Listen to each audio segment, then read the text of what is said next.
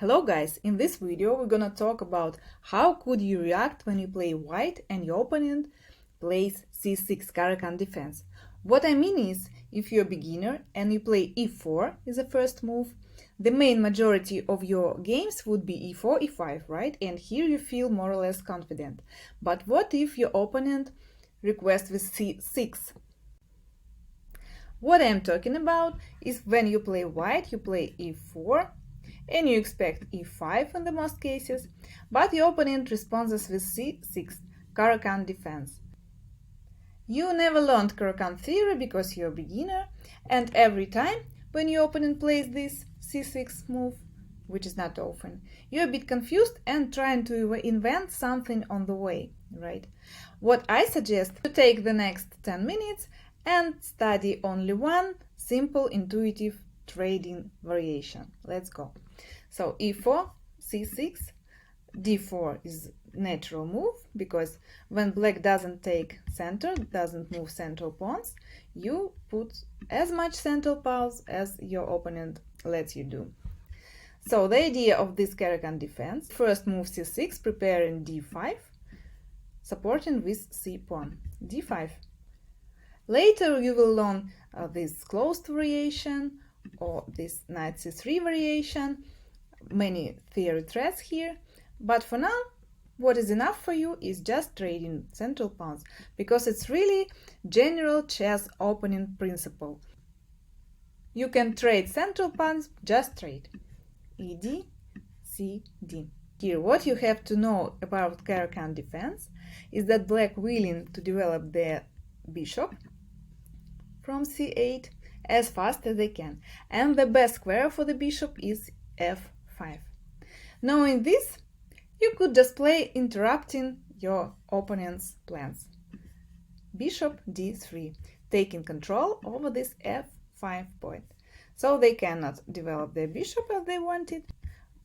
For example, if you move like knight f3, they could develop their bishop. For example, you develop, and they just close this window, defending pawn, defending bishop, and black are okay. They have no problem with development. Knowing this, we just don't let them develop their bishop. Bishop d3. Now the most obvious move for the black is knight c6, developing their knight and attacking the central pawn and attacking this b4 pawn point. Here you also could easily find your response, right? c3 looks very naturally. You support your central pawn, you open this diagonal even more, for example for the queen here, and this is good preparation for attacking to the king's flank. Knight f3. This development move have the purpose to support g4 point, because they still want to develop their bishop. For example, if we also develop our knight, they happily develop their bishop, bishop g4, and if we're going to scare it, they can move it to h5 and even to g6 to trade our strong bishop, to remove our control on this diagonal and to this pressure to h7 point. We don't want this. And instead of developing the knight, for example, we just prevent their bishop development with h3 move. We take this g4 point from black.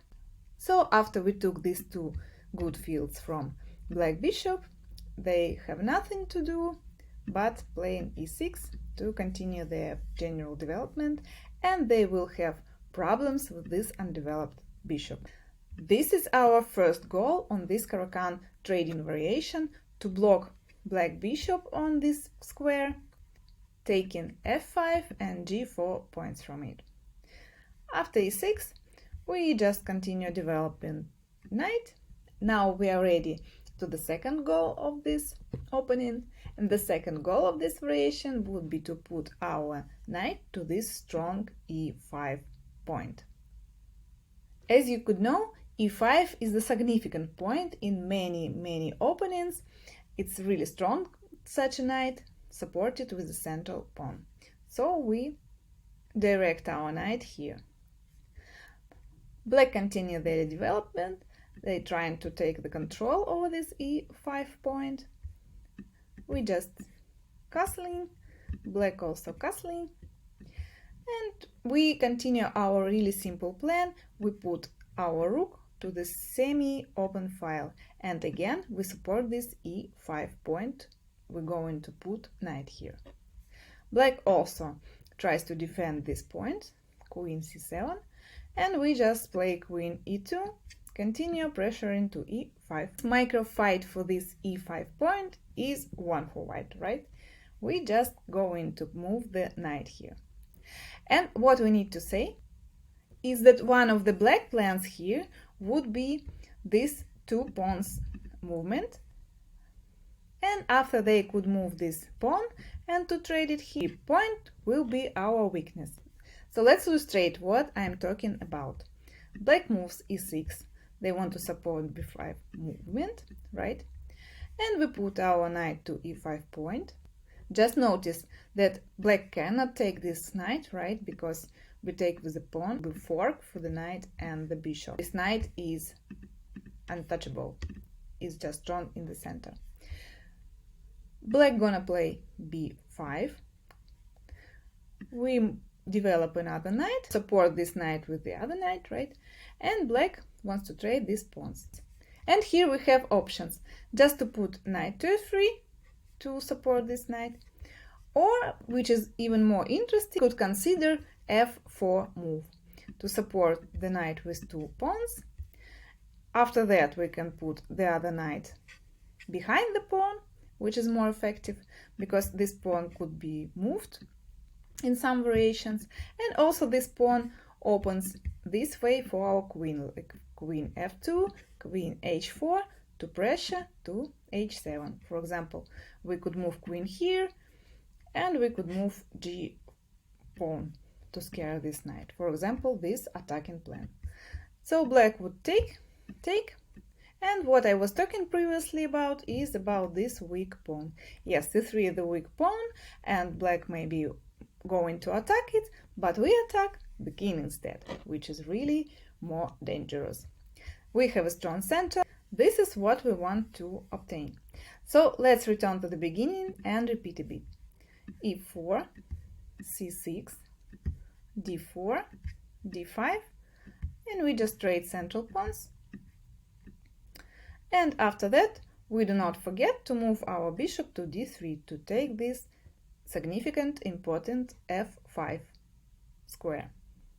If black plays knight f3 instead of knight c6, a bit different order of movement, they controlling this g4 pawn, we react with h3 immediately. So on knight f6 we react with h3, on knight c6 we react with c3. We just block all the opportunities for black. And they have no options for the bishop development but d7 point. So they play e6, we play knight f3, they develop their bishop, we castling, black castling, we move our rook to the semi-opening file, they try to control e5 point, we try to take it for us, and here let's check how the game could follow up. For example, bishop d7, they develop their bishop where they can develop it. We put our knight to the center. You should also notice that black have now this option to also move this knight to the center, because we just take it. e4 point is under our control at all since the beginning. So there is no symmetrical option for black. And what else black could do but moving these queen's pawns as we watched in previous example. For example, rook c8. They want to take control over this semi-opening c file and again to prepare this pawns movement. Here we come in with another idea. It would be the third goal of this opening. We want to trade this knight because, as you can see, we took the center and we want to attack the king. But this knight is a good defender. It defends h7 point. It doesn't let our queen to move to the game. So if black let us, we should trade this knight, bishop g5.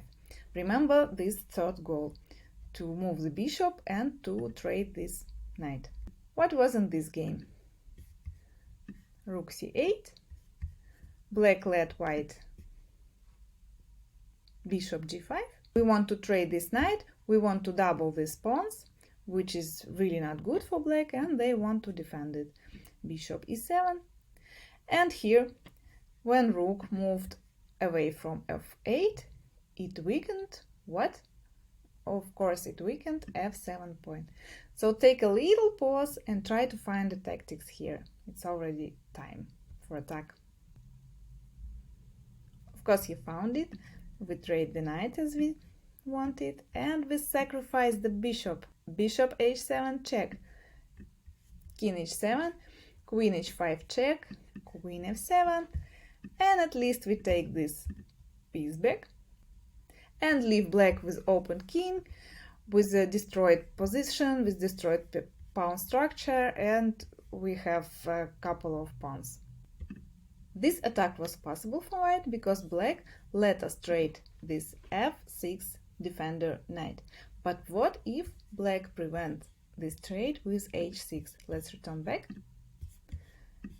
And again, e4, c6, d4, d5, take, bishop d3, controlling f5, knight c3, attacking this pawn, defended this pawn, knight f6, taking g4 point, we play h3, taking control over g4 point, and just e6, develop knight, develop bishop, castle, and black just play h6 because they also don't want our bishop on g5 and to trade this knight. By the way, let's note again that black cannot take this knight. They cannot take it with knight because it's a fork, as we've seen before. And if they take it with the bishop, we just carry away this knight. And again, we have this bishop attacking the king.